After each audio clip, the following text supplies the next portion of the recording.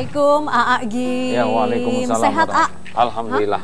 Sehat-sehat ya? Alhamdulillah. Nuhun, jawabnya apa ya kalau nuhun apa? Ya, nuhun sama-sama. terima kasih. Terima kasih. Kalau saya bilang sama-sama, A, begitu? Apapun yang keluar dari hati, welcome.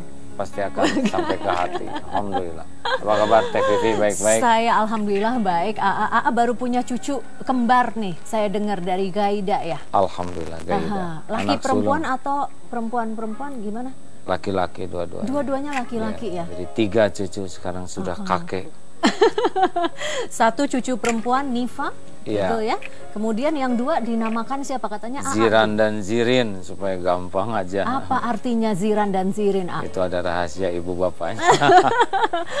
Oh iya. A, kalau sekarang AA bilang tadi bilang, Fi, di sini pesantren Darut Tauhid semakin ramai begitu. Sementara kalau beberapa waktu lalu orang selalu mengatakan bahwa ini Darut Tauhid sepi loh, gitu loh, sekarang sepi. Nah, tapi justru kebalikan. Bedanya dulu dengan sekarang ya. Dulu tuh maksudnya sebelum zaman heboh.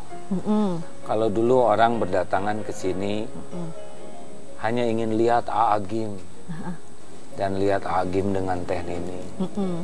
Bedanya sekarang mereka ingin belajar. Belajar ilmu tauhid, belajar mengenal Allah. Itulah yang membedakan. Dan saya bahagia dengan kondisi ini. Tidak apa-apa begitu ya, maksudnya ya kan bagaimanapun juga ikon Darut Tauhid adalah Aa Gim dan Teh Nini begitu. Justru kesalahan dakwah saya dulu, orang terlalu fokus kepada saya dan keluarga. Perkiraan begitu ya, sehingga kalau ada tindakan yang tidak cocok dengan keinginan para jamaah, mereka jadi marah. Harusnya dakwah itu mengajak orang kenal ke Allah, kenal kepada suri tauladan Rasulullah. Dan saya hanya cuma penyampai. Nah, kesalahan itu yang direvisi. Saya bersyukur sekarang orang yang datang ke pesantren ini niatnya belajar, banyak penghafal Quran, dan rata-rata ingin kenal dengan Allah dengan baik, ingin hidupnya tuh mantap, tenang. Dulu saya susah ngajarkan ketenangan karena sendiri kurang tenang. Ya. Kurang tenang antara kurun waktu 2001 hingga 2006 ya. 2001 itu puncak popularitas Aa Gim hingga 2006 itu. Jadi Darut Tauhid itu begini ya, fasenya. Pertama Darut Tauhid awal. Saya mulai bangun pesantren ini tahun 90. Itu selama 6 tahun tuh benar. Belajar ingin dekat dengan Allah walaupun ilmu masih terbatas waktu itu ya, sampai kurang lebih 6 tahun 7 tahun. Nah, sesudah itu 96 mulai kita dikenal sebagian orang. 99 saya mulai masuk ke TV, 2000 sudah diuji babak kedua. Itu babak pertama babak Darut Tauhid awal, babak kedua babak Darut Duit. Darut Duit, iya, itu antara tahun 2000-an ke atas ya? Iya, sampai 2006. Itu saat Allah menguji kami dengan dunia dibuka. Popularitas dikasih, dunianya juga, harta melimpah ruah, perusahaan, dan sebagainya, orang banyak. Dan itu saya merasakan itu saat terburuk dari ketauhidan. Yang tadinya fokus ke Allah, sekarang jadi fokus ke penilaian makhluk. Fokus ke penilaian orang, penonton, jadi lebih ke artifisial, ke kemasan. Allah Maha tahu, Allah Maha baik, lalu disentuhlah dengan kemurahannya. Masuk ke babak 2007 akhir, namanya babak belur ya. Babak belur untuk Aa Gim dan keluarga. Kalau bisa dibilang seperti itu, rasanya seperti itu tidak? Awalnya begitu. Awalnya. Karena awalnya pegangannya duniawi sih ya. Pegangannya popularitas ya, kekaguman orang. Dan Allah Maha baik. Sehingga diluruskan lagi niatnya. Apa yang menjadi Tuhan-Tuhan saya waktu itu oleh Allah mulai diambilin. Menuhankan popularitas diambil.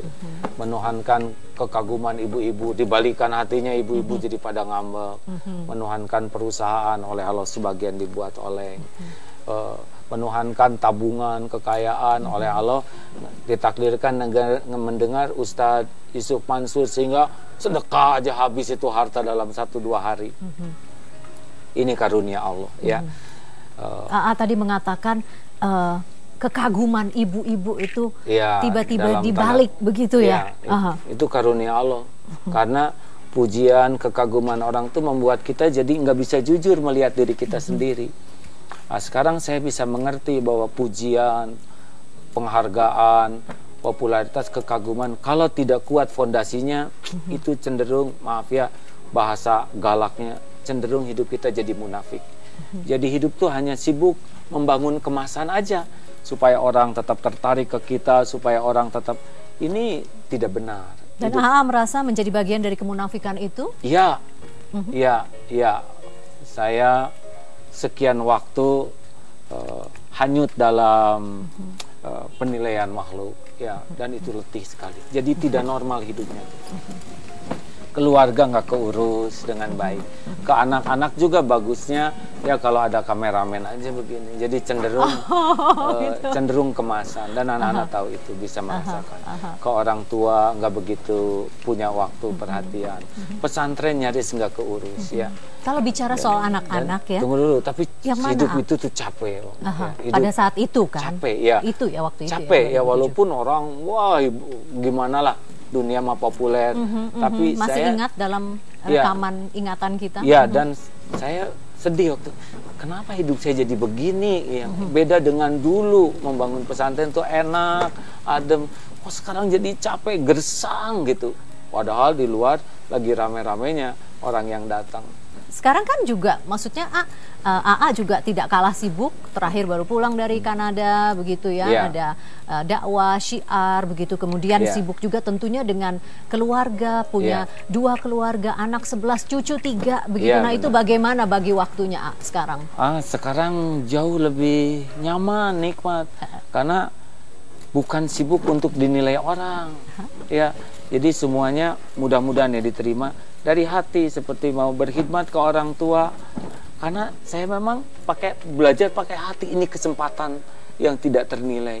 Ngurus anak-anak ya sesudah sekian tahun dievaluasi kurang tepat gitu ya. Sekarang mumpung ada umur bisa ngurus.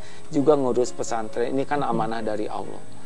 Jadi sekarang itu lebih menikmati, ini tuh jadi jalan pendekat saya ke Allah. Ngurus anak, jalan takarub ke Allah. Dakwah, jalan takarub ke Allah. Kalau dulu ya bengkok niatnya. Ngurus anak ya supaya kelihatan bapak yang baik gitu kan. Ngurus perusahaan supaya kelihatan pengusaha profesional.